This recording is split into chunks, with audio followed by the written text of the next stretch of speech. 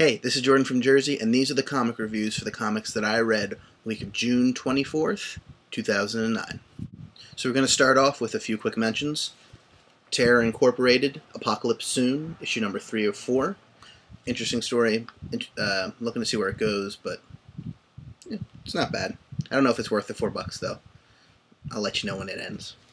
Star Wars Legacy, issue 37. In a row? I buy Star Wars Legacy, and I buy Star Wars Knights of the Old Republic. Those are the only two Star Wars books I buy. I love Star Wars. However, I do not read them. Let me explain.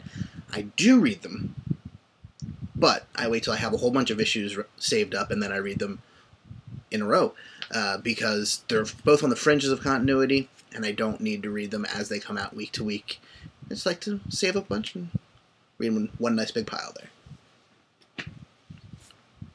Fringe, issue number 6 of 6. This is one of several last issues of a series that I'm either buying or that are coming out, period, that came out this week. And this week was a huge pull for me. I do not normally read this many books. I read a pretty few amount of books, but I mean, this was a lot of books for me. Fringe, issue 6 of 6. If you like this show Fringe at all, pick these up. They're very good. Most of them have a main storyline that connects through all of them, and then they'll have a backup story. Sometimes the backup stories are even cooler than the main story, but it all ties together, and it leaves you right where episode number 1 of the TV show started. Next, we have another final issue, Avengers Invaders, issue number 12 of 12. It's an interesting series, a lot of time travel and the Cosmic Cube involved. I don't know that I like how it ended. I need to read it again, quite frankly. It was interesting, but I kind of wanted more or less. I don't know. It seemed parts of it were drawn out, and I don't know, the ending left it very open for sequel or at least spin-off that I'm not even sure I want. I don't know. Beautiful covers, though. Alex Ross covers. They are just amazing. Next, we're going to leave Marvel for a second, and Marvel is my main universe. Sorry, DC fans. Nothing against you guys. I just cannot afford 2 universes, and I got to Marvel first. But leaving Marvel for a few minutes, Transformers. All Hail Megatron. Issue number 12 of 12. Or is it? Apparently, 12 issues wasn't enough, and so they're doing extras called All Hail Megatron Coda.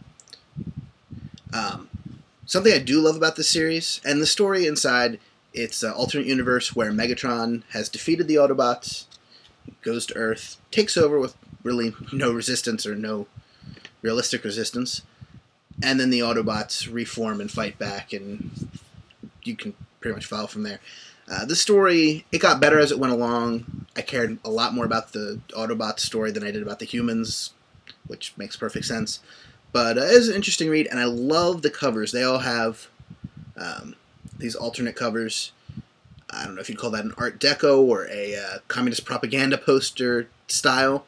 This one's actually one of my least favorite, but I love the 3-color design, and I've picked all 12 issues I picked up with this version of the cover, or this style of the cover, because I just loved it. Next, we have X-Force number 16, the final issue in the Messiah War crossover between X-Force and Cable. And it is the final issue of the crossover, which means it's also the final issue I'll be picking up. Nothing against X-Force, I just only bought it for the crossover, and I don't have the money to keep buying it every week. Kind of a disappointing crossover anyway. It was okay in parts, but it was way too long. It should have been scrunched down to maybe 1 or 2 less issues. And but I'm glad it's over now, because now Cable's solo book can continue. Unfortunately, he's still going to be trekking through time and space with Hope, the character, not the emotion. But hopefully it's better than it's been. I love the character of Cable, but just lately it's been kind of... Before we get into Dark Reign, I have one book that's not Dark Reign related at all. And all the next ones are, so... Guardians of the Galaxy, issue 15. And while this is not a Dark Reign tie-in, it is a War of Kings tie-in. War of Kings has been awesome. I'm only reading the main title and Guardians of the Galaxy and some of the Inhumans stuff, because I've been picking up the last few Inhumans minis, and I've been quite enjoying them, even though I have very little experience with the Inhumans. But Guardians of the Galaxy, it is consistently a great book. Pick it up. It's a new universe to learn, kind of, from the main 616. It is still 616, but a lot of new characters. War of Kings can get a bit confusing with just the breadth of races and stuff, because I'm not that familiar with it. Takes some rereading and some Googling and Wikipedia, Marvel encyclopedia lookups, but still, really great series. Finally, kind of, we have 5 issues for Marvel's Dark Reign. And we'll start with the flagship title, Dark Avengers, issue number 6. I really do like this book. I'm not that familiar with Bendis' writing. I mean, I know he writes a ton of stuff. I just haven't followed many of the books he's read. I don't read any of the other Avengers titles except for The Initiative, which is coming up. And I know some people criticize the way he writes dialogue. I'm not really having a problem with it. Dark Avengers, it's really it's an interesting read because it follows the villains, and really what's more exciting than the villains. Great cast of characters, some good verbal fights between Namor and Iron Patriot, aka Norman Osborn, in this issue, so pick it up just for that. Next we have the Thunderbolts, issue 133. I like Thunderbolts quite a bit. I only started reading it recently, and I started reading it because of one character, and that is the Irredeemable Ant-Man, or G.I. Ant-Man, depending on which title you want to go by. I love this character. I came into a solo series a bit late, right before it was prematurely canceled, unfortunately. Followed him over to The Initiative, and then I followed him over to Thunderbolts. So I got to start with a brand new team. It was a great jumping on point, and that's only 5 or 6 issues back if you want to check it out. Ant-Man's great. He's given quite a bit to do in this issue that's not just comedic stuff, although he does that very well. But villains, all kinds of stuff. Nick Fury even shows up maybe at the end. Spoilers. And that will tie us in with the next book. Secret Warriors, number 5. Secret Warriors, it's a really good read. The only problem is, it's kind of a slow burn. Looks like next issue is going to be the big battle, or the big inaugural battle, if you will, between Hydra and the Secret Warriors, which is awesome. It's just taken us 5 issues to get to that, and I'm really looking forward to see where it goes. Hopefully it can get a bit more spring in its step there as it goes along. As I mentioned before, I followed Ant-Man to our next book, Avengers, The Initiative.